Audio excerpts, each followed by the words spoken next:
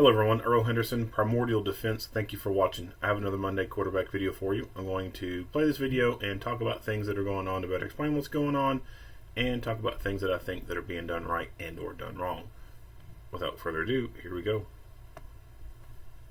This briefing will provide information about an officer-involved shooting involving members of the New York City Police Department. You will see relevant video footage and other available evidence that will allow you to gain. And we'll skip. The intro is Just can be graphic and sometimes difficult to watch. They may also be biased, especially for young children and sensitive viewers.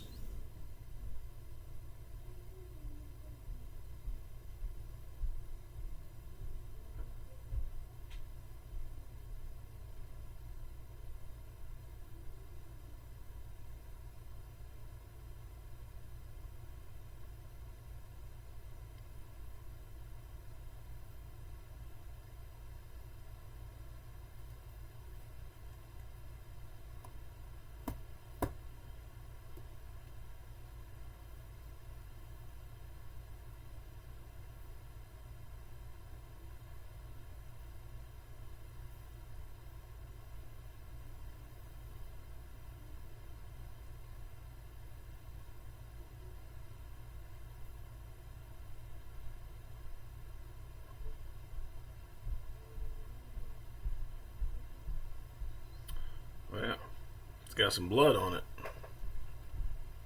Let's back this up.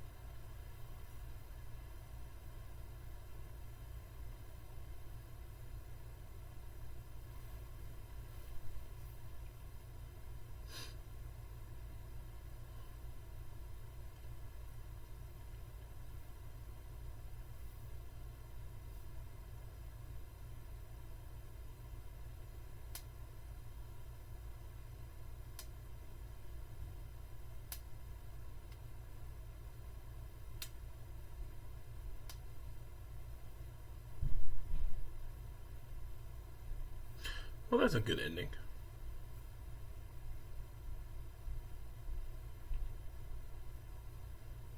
This is a good ending.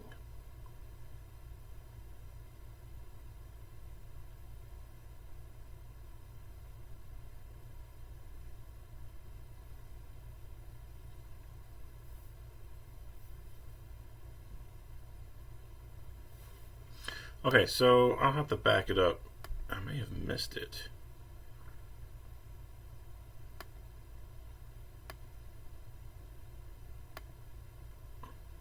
Alright, so talks about engaging him. I don't like how they do the slides. So they were in an unmarked vehicle. They observed this dude walking northbound on the east sidewalk of 3rd Avenue. So I'm not really sure. What it is about what was going on for them to get out and get involved with this guy. It may have been a simple, they recognized him kind of thing. He had a warrant. I don't know. It's not very clear about why they were going to make contact with him. Alright, we'll just go to the camera.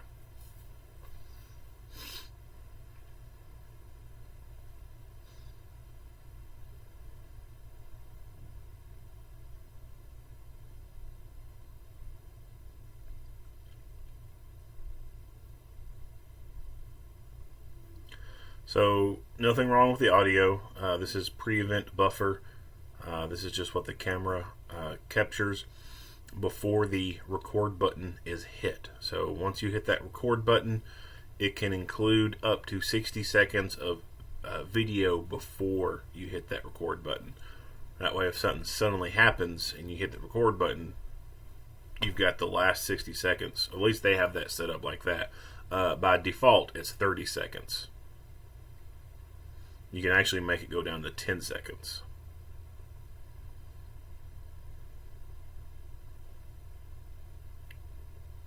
So we'll back this up. So it's nighttime. When they come across this dude on the sidewalk, they're in full uniform. They might be in an unmarked vehicle, but they're in full uniform. Patches and radio and belt and everything's on. And this guy takes off running. So it's not very clear in the video why they were getting out with this guy, making contact with him. My suspicion is this dude was wanted for something. May have had a warrant, or he may have fit the description of something that had gone on prior to this being done. Like a robbery occurred, and what they saw, he fit the clothing description, so they could be getting out to make contact with them or something like that. I wish they would have provided more context about the reasoning for the stop, but they didn't. So I just did a quick search for the guy.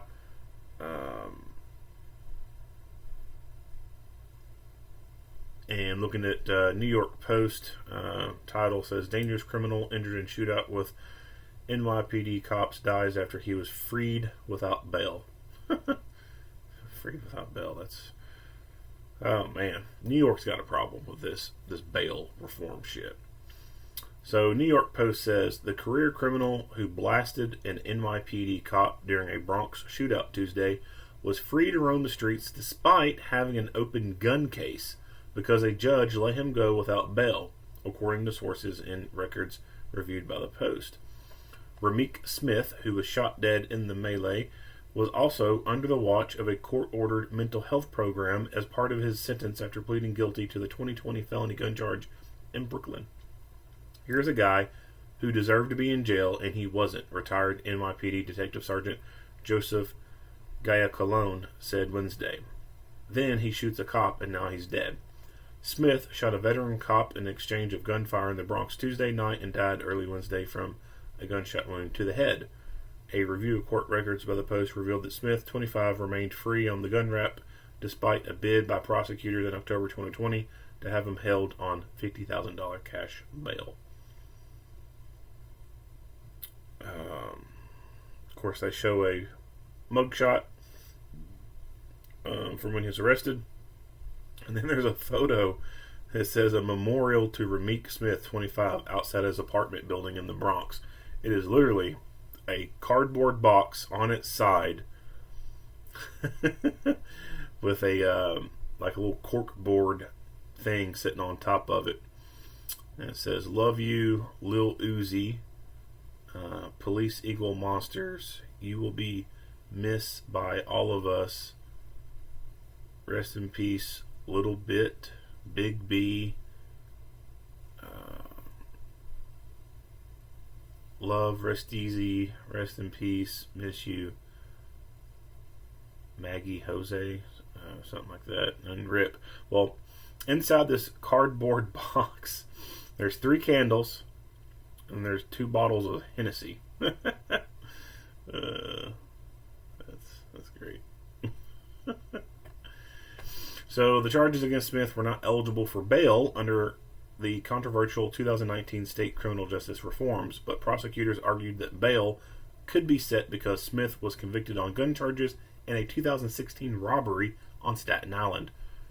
The judge disagreed and Smith remained free. Smith, in December 2021, pled guilty to a felony count of attempted criminal possession of a weapon in the case, but had yet to be sentenced. As part of his plea deal, he was placed under the care of RevCore, a mental health and addiction treatment program, a spokesman for the Office of Court Administration said. If he completed 2 years in the treatment program, the court would have dropped the felony count against him as per the deal. Smith was diagnosed with bipolar disorder and schizophrenia when he was 16, sources said. In the 2020 gun case, Smith was busted at a Coney Island subway station after cops spotted him jumping the turnstile, then found him with a loaded .32 caliber handgun. Police initially charged Smith with second-degree weapons possession, but the charge was knocked down to a third degree in an indictment, which is not eligible for bail under the state law. He was due back in court in June. The troubled felon has 9 prior arrests, including the Staten Island robbery, for which he served 4 months behind bars and got 5 years of probation. The victim in that case said Wednesday that Smith got his just desserts. If he shot at police officers, he knew what was coming, said the victim, who asked that his name not be used, but said his dad was a cop for 20 years. Smith was nearly nabbed again Tuesday night when Officer Dennis Vargas, who works for the Bronx Borough Public Safety Team, and his partner spotted him walking near 3rd Avenue and Claremont Parkway around 10:45, according to Chief of Detectives James Essig. After Vargas, 32, and his partner, who were in uniform, exited their unmarked car, the suspect fled on foot. The 2 cops gave chase, and after a block-and-a-half pursuit, Smith turned around on Bathgate Avenue and allegedly fired 2 shots at the cops, striking Vargas. The officers returned fire, hitting Smith in the head. Sources said Smith was initially stopped because it appeared he was carrying a weapon. Okay, so there's the reason for the stop. It appeared he was carrying a weapon. Vargas, an 8-year veteran whose father-in-law is also a cop, was taken to the hospital and released a short time later. We're extremely fortunate this morning that our officer is recovering after being shot by a dangerous criminal who shouldn't have been on the streets of the Bronx or anywhere else, NYPD Commissioner Keechant Sewell tweeted. NYPD officers are here for New Yorkers day and night, risking their lives without hesitation. Robin Ballard, who said she is the godmother to Smith's girlfriend, said he had just gone out to the store when police approached him. He was a gangster, but he was sweet, though.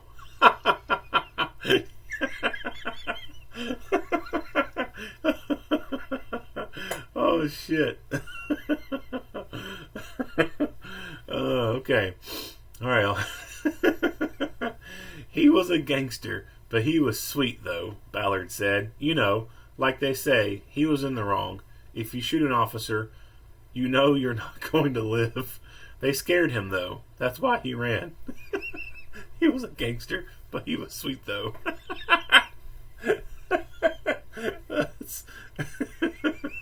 That's hilarious.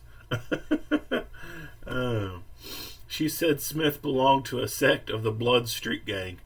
His girlfriend, Natasha Ramos, said Smith had 2 kids, a 2-year-old and a newborn, with 2 different women, neither of them Ramos. Oh man, this is like it's like a Jerry Springer setup here, man. At the end of the day, the cop got shot in the shoulder, said Ramos, 23. That doesn't mean they finna shoot my N-ER in the head. You feel me? Come on. Oh my god. Oh man. And that's the mindset of some of these people. At the end of the day, the cop got shot in the shoulder, she said. That doesn't mean they finna shoot my N-word in the head. You feel me? Come on. Cop got shot twice by my N-word. Hold on. I'm sorry. She says, cop got shot twice by my N-word. Got shot 7 times. Come on. So that must be like a misspelling or misprint or something. I wonder if by is supposed to be but. That's how it's printed. By Wednesday evening, friends had gathered at the scene where a pool of blood is still marked where Smith was shot. It's not over, Ballard said. It's not over. Smith's last known address is a homeless shelter on Castleton Avenue, Staten Island, but he has family who live nearby in the Bronx. I know this kid very well, and he's not a good one, said one neighbor who asked not to be identified. I believe he doesn't live here, but thank God, because he's always getting arrested. Mayor Eric Adams called Smith's case a prime example of why he's pushing for reforms. People want to ask, why am I cracking down on fare evasions? That's why. People want to ask why we conducted 300,000 station inspections. That's why. In a statement Wednesday, the Legal Aid Society, which represented Smith, shot back at what they call the mayor's fear-mongering. Rameek Smith was a father and son, the statement said. His tragic and untimely killing is devastating. Mr. Smith was released from New York City Police Department of Correction custody on a nonviolent felony in March 2020 on consent of the Kings County District Attorney's Office and the court. Since that time, after being accepted to mental health court, Mr. Smith complied with all of his obligations, attending every court appearance and consistently participating in program to address his needs. And that's the end of the article. That's some funny shit. He was a gangster, but he was sweet. Oh my god. All right, so I'll save some of that for later. Let's continue on. We'll do the tactics and stuff first, then we'll get into the rants. Oh,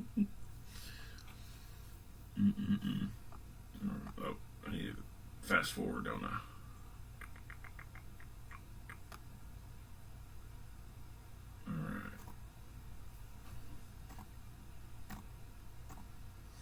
Alright. So they saw him, and it looked like he was carrying a gun or a weapon. Alright. So, one of my biggest gripes about NYPD and LAPD is their culture of how they do their portable radios. So he is now having to get into a foot chase, and I presume that when this gunfight happens, he's probably still going to have this damn radio in his hand. But he's doing all this with the radio in one hand.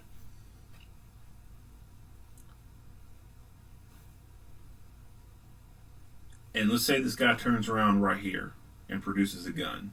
This officer is going to have two options.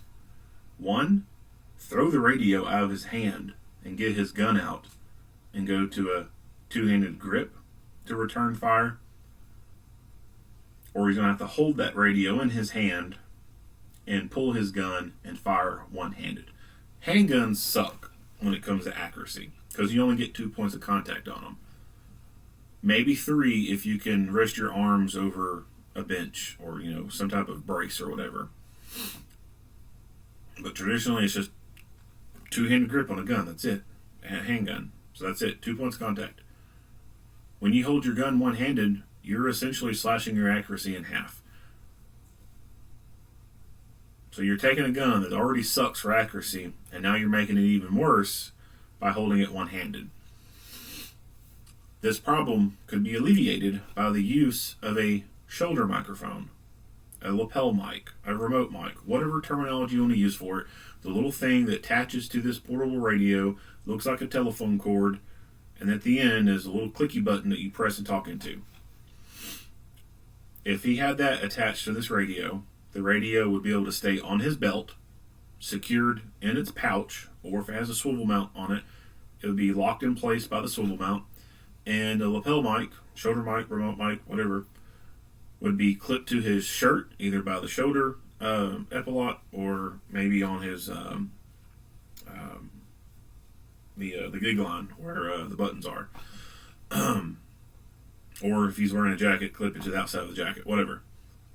And then he could reach up with his hand, click the button, talk, let go. And even if that microphone were to get knocked loose, it's still going to be attached to the portable, and the portable is still going to be secured in its pouch or secured by its swivel mount, and it's not going to go anywhere. By having the radio in your hand, you increase your chances of losing the damn thing, dropping it. If you get separated from your radio, you can't communicate to anybody. You can't tell them what's going on. You can't, if you get fucking shot and you're unable to move and you're sitting there bleeding to death, you can't call for help. Another big problem if you lose your radio is someone else picking it up. Somebody else picks up a police radio? Better hope they have a good moral compass. If not, they're going to be keying that button, causing all kinds of chaos, talking into it. Breaker, breaker. You don't need that in a high, tense situation. Shots being fired, police chasing someone, and someone picking up a drop radio going, breaker, breaker, 19, come in, over. Disrupting everything that's going on. Now the dispatchers are having to get off task, and if they have this ability, they're going to have to get off task and go select that radio on their menu and brick it remotely. Hopefully they have that ability. If you don't have that ability to shut a radio off from a dispatch terminal, well, you're all fucking screwed unless you all know to switch a predetermined backup channel. Shoulder mics are a necessity, in my opinion, for portable radios used in public safety. They are a life-saving piece of equipment, and I really wish that they would get rid of this culture of just always holding a portable in their hand. But I would suspect that the culture exists because over time, people have said, oh, well, the shoulder mic falls off during fights. And yeah, it can. It can get knocked loose.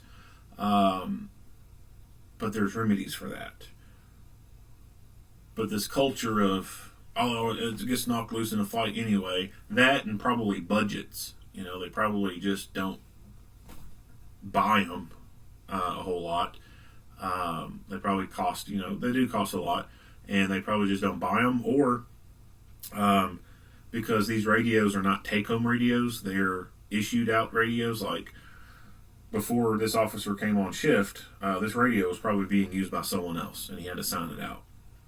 And so when stuff like that happens, and those lapel mics come with the radio, if someone doesn't want it, they're going to take it off, and they'll put it somewhere, and then it gets lost. Or because it does go back and forth, back and forth, back and forth so much, it gets damaged. People taking the thing on and off so many times damages the connections on it. So, a couple of reasons there why they probably don't use these things, but they need to get away from this. They need to get to using lapel mics, because that's the best way to do it. You'll be able to retain your radio if something happens very quickly, and you keep both your hands free to be able to fight.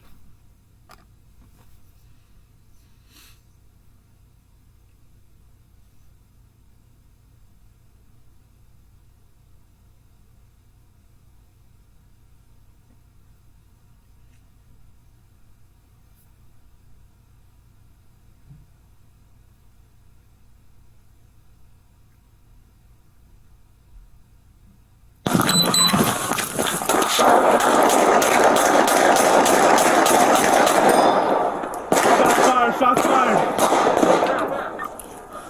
Fuck, I'm clear, man! Alright, we'll back that up. So this officer is, he's close on this dude. Like, he's a good runner. This guy's got nothing on him. He don't have a vest. He don't have a belt. He don't have all that shit weighing him down. This officer does. This officer has a full duty belt. He's got a vest on. That's extra weight, right? And he's gaining on him. Like, I guarantee you, if this dude had not pulled out this gun and started shooting, this officer would have eventually got up and put hands on him.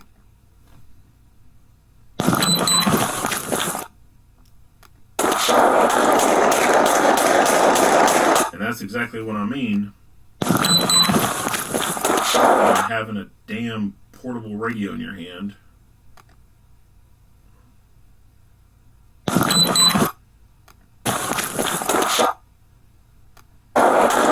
And I can't pause it.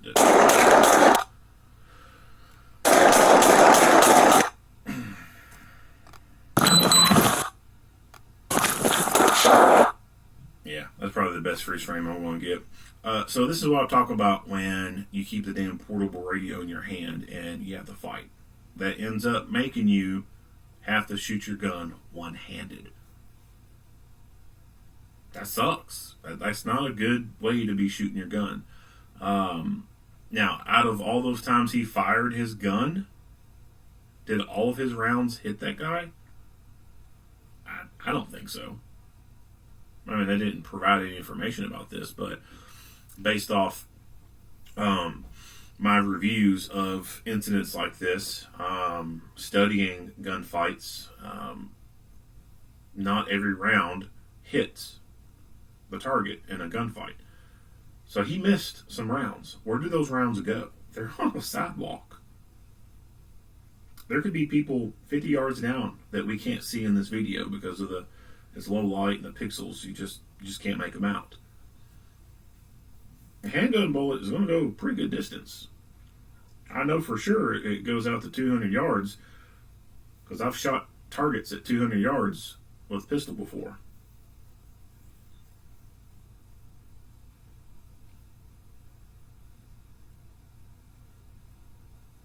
So it's at least going to go, I mean, depending on the angle and everything, I mean, it could go probably a good 1,000 yards before it starts dropping its trajectory a whole lot and then just nosedives into the ground. That's a pretty damn far distance. I mean, you're talking multiple football fields there. So when you take a gun that is already sucking on accuracy on a good day when you got a good two-handed grip on it, and you're now giving yourself a one-handed grip in a very dynamic, tense, rapidly evolving situation and you're shooting, hell no, not every round's going to hit that target. Some are going to miss. And you have to be mindful of the fact of what is behind your target. So this is why I say lapel mics are a necessity. Get those damn radios out of your hands. Keep them in the fucking pouch. Keep them on the swivel mount, whatever. Jettison, keep those things out of your hand. Keep your hands free for fighting. Shots fired, shots fired.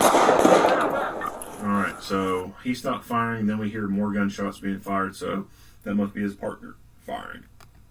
Fuck, I'm clear, man. Now, we don't see him do anything else. He fires a bunch of rounds, and then he comes out in the open where he's no longer behind cover. What I would have liked to have seen him do is do a reload. Because he did fire a bunch of rounds. Even if he only fired a few rounds, there's a lull in the gunfight where you're not shooting anymore. You need to do a reload. Even, like I said, even if we only saw him fire 3 rounds, he still needs to do a reload. Because to him, he may not realize that he fired 3 rounds. For him right now, what he's seeing is way different than what we are seeing. We're able to see completely all the stuff that's going on around. This officer is experiencing tunnel vision, most definitely. Accelerated heart rate, maybe experiencing some degree of auditory exclusion, time distortion, etc. There's a bunch of different things that happen psychologically and physiologically when the fight or flight occurs. And this idea that some people say that you can count your rounds in a gunfight, complete bullshit. Complete bullshit. There are people who get in the gunfights, they don't know how many rounds they fired. They say they think they fired a couple, they end up firing 10. There's people who fired 10 rounds and they think they fired a couple.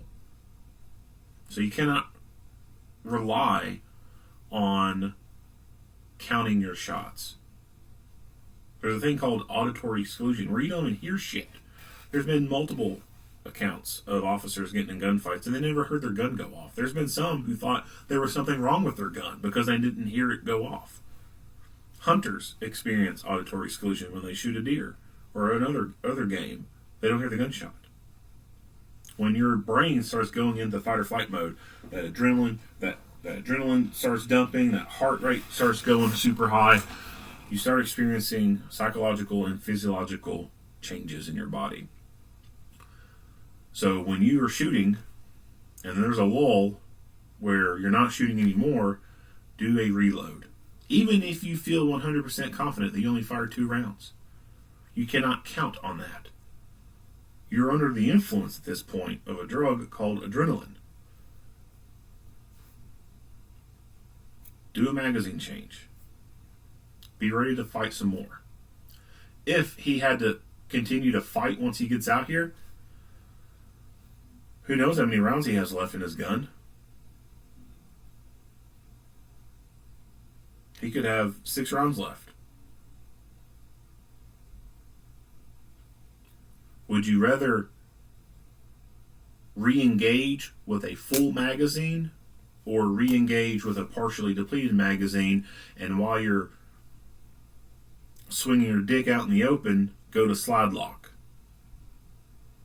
I don't want to be caught out in the open and my gun go to slide lock. That's going to be a shitty fucking day right then. Because now you're out in the middle open, no rounds in your gun. You're holding a hammer at that point. So it's always best, when you can do it, change your mags out. That way, if you got to fight some more, you get to start that fight again with a full mag, not a partially depleted one. Alright, now we'll see the footage from the driver. We'll skip some of this. Alright, so I think this is where his partner gets out. Yep, his partner's getting out. And boom, dude takes off running.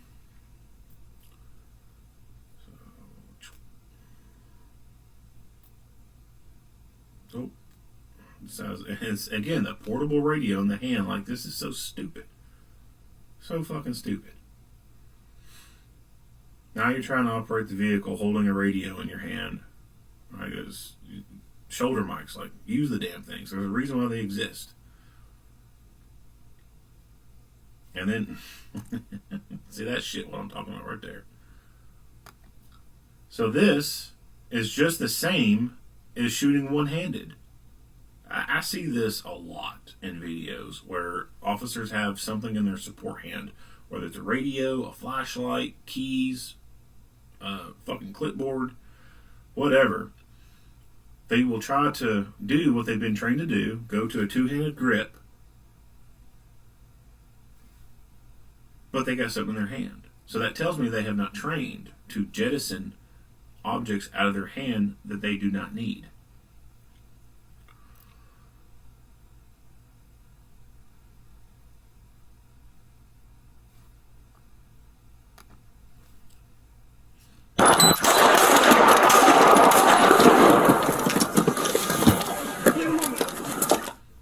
In the coming... I don't know what he did there. Right. So I'm assuming shots are being fired. He shoots. I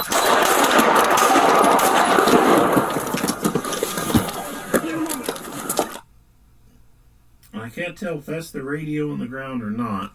So I just dropped the damn radio.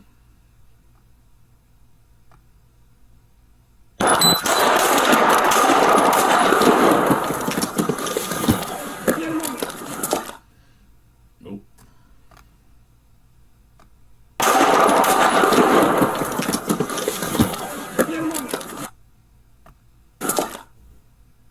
Anyway, so that object on the ground, it looked like it was his portable radio. So what if the fight did not stop there? What if this dude got up and started moving and started bounding around the vehicles, and this officer left his vehicle and radio behind, and then they ended up getting separated? This officer would have been without radio communications. So that is, again, why I say that lapel mics are a necessity for public safety work, especially for, law enforcement. That radio needs to be secured on your belt. That way you cannot lose it during a fight. If you lose your radio during a fight, you're not able to communicate. And traditionally, the forces that cannot communicate effectively are the ones that lose. And if you're by yourself and you've been injured and you're not able to get up and walk because you've taken a round through the leg and it shattered your femoral artery and your femur, What are you going to do? Yell? I mean, that's an option. You can yell, get your whistle out. I think getting your whistle out would be a better option. But you're not going to be able to tell anybody, hey, I'm down, I've been shot. You're just going to have to blow that whistle and yell really loud and hope that people come over there and see what's happening. And then call for help for you. Or if you got your cell phone on you, call for that way. But the radio is what you need to have on you. And you don't need to risk losing it because of some stupid-ass culture that your agency still lives on. It's fucking asinine. In the coming week, having more complete. All right. So that was the end of this. Now, let's go back to what I talked about in that. Let me find a good freeze frame to lock this on.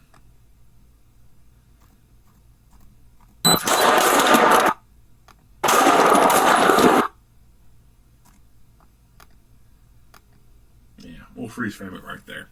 So let's go back to this article that I read up on. So who was it this year? Robin Ballard, the grandmother to his girlfriend. He was a gangster, but he was sweet though. Yeah, this dude's real fucking sweet, all right. He fucking shoots at police. I think I might just have to include that in the info section for this video. That's golden. But yeah, so this dude has multiple arrests. He's had a robbery. They gave him a couple months jail time or something like that, and then like 5 years probation. And then they threw him into some kind of mental health court or something like that. What was it called? Mental health court, yeah. So in these larger cities, they have these things set up to coddle and pander the criminals, to give them options other than jail time. And this is something that the majority of the population doesn't really pay a whole lot of attention to. Number one, court processes are extremely slow. And court is boring. So when you see in the news, police arrest a man for robbery, he's being held on $50,000 bond. You think, oh right, problem solved. Police caught him. He's in there. He ain't coming up $50,000. Well, what you don't see in the news a lot of times is all the court reports. All the different court appearances this person goes to. And, like they said in this article, his stuff got dropped down. Let's see here. Where are they mentioning it at?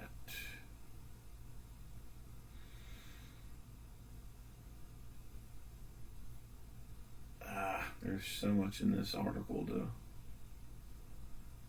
look at here. So they said, he was released from New York City Department of Correction on a nonviolent felony in March 2020 on consent of King County District Court. They talked about the bail. So what he was originally arrested for, all those different charges, he would have had a very high bail. But then they dropped some of those charges so that he could fall under the release without bail that came about during New York's bail reform bullshit, their restorative justice initiative, their justice reform. Because, it's wrong to hold criminals accountable. The criminals are victims. They're victims of trauma. We need to give them services instead of jail time. That's the mindset with the progressives. They believe that shitbags like this are victims. Poor little innocent victims of their environment, and they need treatment instead of being put in jail.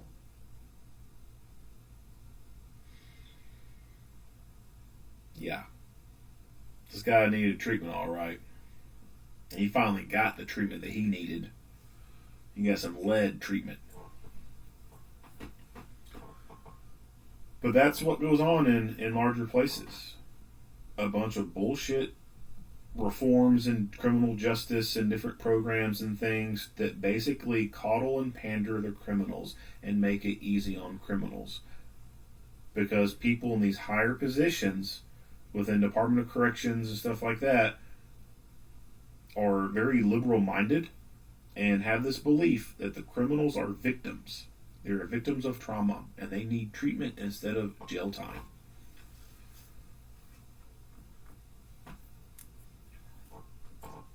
Kind of like drug court. So people think that all these offenders who get all these drug charges and everything, that they're victims. They are having medical problems because of their addiction. So we don't need to keep them locked up. We'll put them in drug court. We'll have them jump through some hoops and do this program. And then once they complete that program, their charges go away. We're going to help them. What drug court does not do is they don't release the statistics showing the fucking failure rate. The recidivism. When these motherfuckers reoffend. They don't show that. If they did show that, their ass would probably be out of a job. Because then other people would be like, what the hell are we paying this for? Like, why are we putting these dirtbag criminals through this program and all they do is keep breaking the law? Like, I thought this was supposed to get them to stop breaking the law.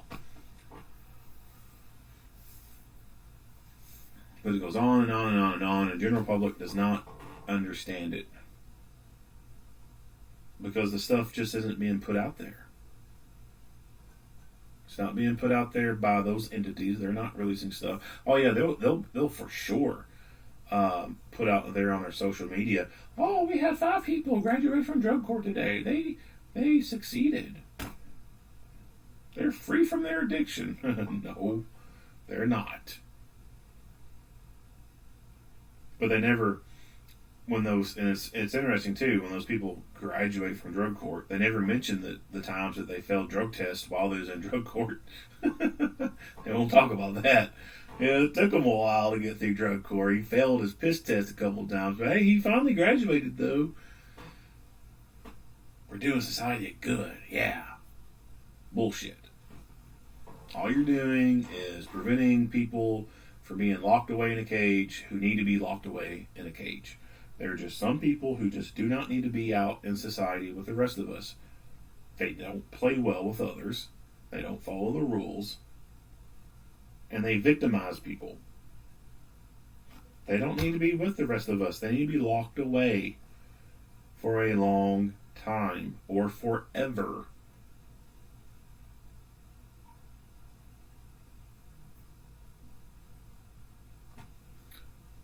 So why did this guy shoot a cop and end up getting killed in the street? Because a bunch of stupid ass liberals having a say. A bunch of dumbass people who've never been in the field, never done any field work whatsoever, don't understand reality. They live in fucking la la land. Unicorns and fucking fairies. Never been in the neighborhoods. If they have not been in there for a very long period of time. Completely oblivious to what reality is really like. And these people are in charge of programs. When people talk about justice reform, this is what they want. They want criminals like this to be let go. Restorative justice, justice reform. That's making society more dangerous. Violent crime is on the rise. Big time.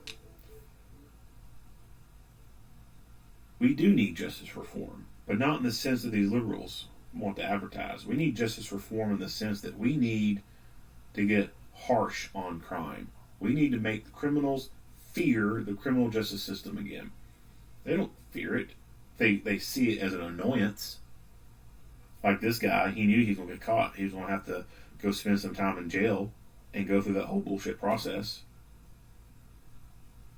is an annoyance. But they don't really truly fear it. If they really truly feared it, things would be a lot different. And even with the ones who are too stupid and would have really no fear because they're so dumb, then the justice reform that we need would have them locked away for an extremely long period of time. Lock their asses up until they're like fucking 60 years old. You don't see very many gangbangers out in the street at 60, 70 years old. Why? Because they can't keep up with the young guys. The young guys will straight fucking murder them. There's no respect on the streets. There is no, oh man, bro, that's Kevin, he's an OG, yeah. Yeah, he was on these streets a long time ago. He cool, we ain't gonna mess with him. No, they don't give a fuck. They will shoot this old motherfucker quick. They'll take the cane away from him and beat him to death with it. There is no respect among these street criminals, these gangbangers. So that's why you don't see 70-year-old dudes on the street corner slinging rock. It's a young person's game. 70-year-olds can't run from the police very effectively. I mean, they might try. They might hobble along with their cane or their walker. They're not going to make it very far very fast. They're going to get snatched up real quick. And they can't fight. They can't scrap the younger guys. They can't move fast enough in a gunfight. They're going to get ventilated where they stand. So that's why I say, gangbangers, keep them locked up until they're fucking 60-something years old. Make it to where when they get released, they can't play the game anymore because they're too old and too slow to do it. Now, of course, there's still going to be a drain on society. We're still going to have to be supporting them because they're not going to be able to do stuff very effectively out there. And especially at that age, getting near to drawing retirement or whatever. But the other way around, we're still going to be paying for them. Maybe intermittently. They'll get out.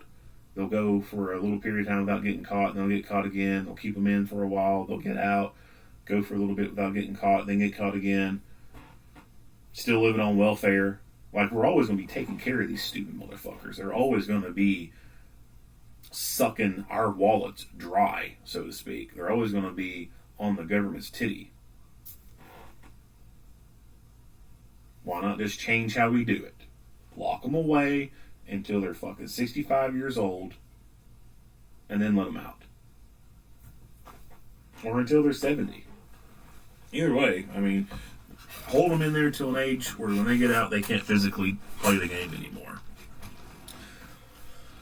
That and the testosterone starts to significantly drop when you get in older age. That's also why you see a bunch of older guys who don't do the crap anymore. They're a little bit smarter. They're not as dumb as they were when they were younger. They don't have a whole bunch of testosterone clouding their judgment and making them act impulsively.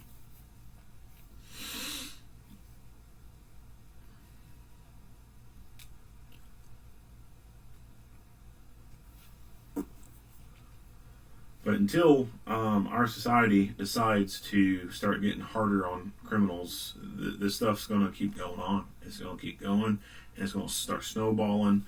It's already snowballing, really. It's just getting bigger and bigger and bigger, these problems. Lots of these videos I've done where officers have gotten in gunfights with people. They were in gunfights with people who should have been in jail. People who got released early on bond. People who got charges amended down in their own, pretrial diversion, their own probation. People who got paroled out, shot probation, shot parole, whatever. They got into gunfights with people who should have been locked away. And had they been locked away, these gunfights would not have occurred with them.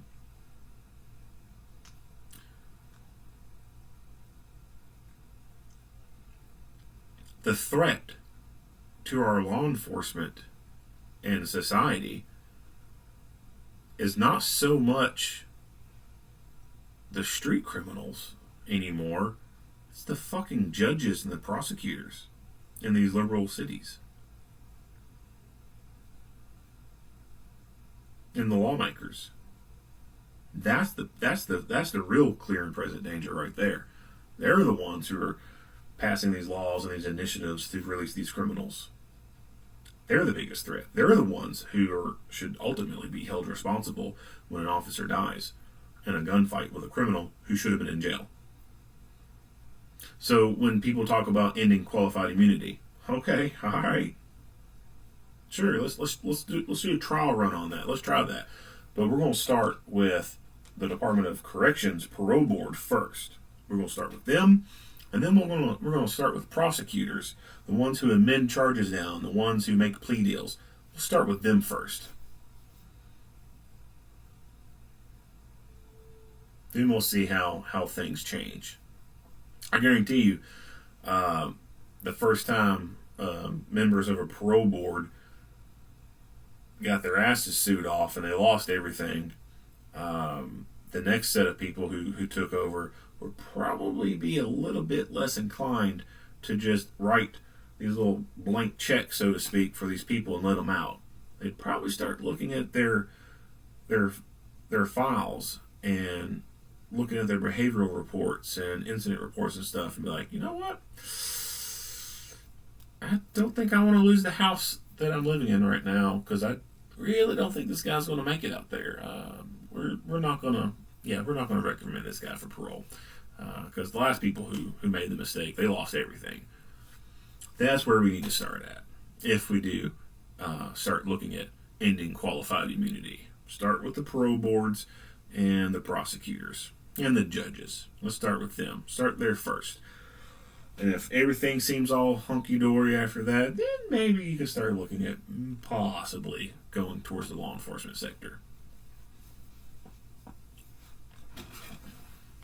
Actually, that would be the worst idea ever. Because right now, there's tons of cops who are afraid to do their job. You take away qualified immunity, it's going to quadruple. They're all going to be afraid to do their job at that point. So, qualified immunity for law enforcement is a good thing. It prevents a bunch of frivolous bullshit lawsuits. Prisons and jails have a bunch of stupid bullshit frivolous lawsuits going on.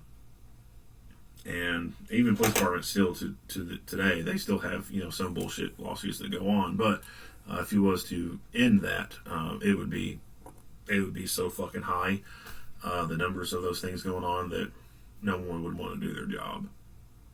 So, but I do think that it would change the tune, so to speak, with prosecutors and stuff. If we took it away from them, then they'd probably be a lot less inclined to let these stupid ass criminals out in the streets and the parole boards. Anyway, I feel like I could probably rant on a lot more about this. I can't remember if I mentioned it or not, but so the mayor, Mayor Eric Adams, mayor of New York. So I just want to say that I commend him from that last video that I did where he actually took up for the police. But on this one, he talks about, this case is an example of why he's pushing for reforms. People want to ask, why am I cracking down on fare evasions? That's why. People want to ask why we conducted 300,000 station inspections. That's why. So I don't know exactly what he's talking about there. But this Legal Aid Society didn't seem to really like it, and they call it fear mongering. So it kind of makes me think that what he's talking about, fare evasions, is like this scheme of putting people in this mental court thing to evade these big charges and keep them out of jail. I think that's what he's kind of referring to. And if he is, more power to you, man. Call out the bullshit. Like, start pointing things out and saying this is wrong. This doesn't need to be going on. But if he's advocating for more of this mental health court crap and releasing criminals, then no, like, shut up. Like, you're making it worse.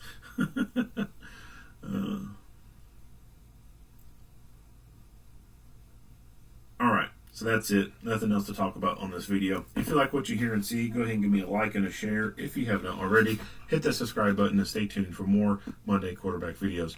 Earl Henderson, Primordial Defense. Thank you for watching.